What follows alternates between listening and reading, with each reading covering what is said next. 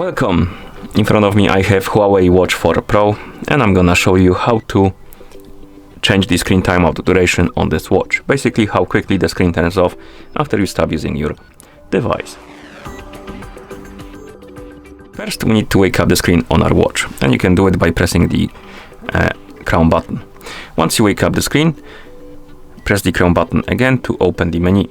Then scroll through the menu and find the settings icon. Once you find it, tap on it to enter the settings.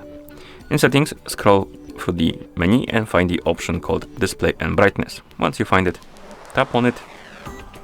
Here, scroll down and find the option called sleep. Once you find it, tap on it.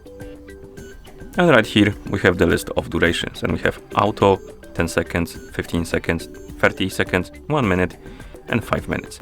I'm gonna select, for example, 15 seconds and tap on OK. And then we can press the crown button to go back to watch face. And now my screen should turn off after 15 seconds of an activity. So if I won't touch it for 15 seconds, it should turn off automatically.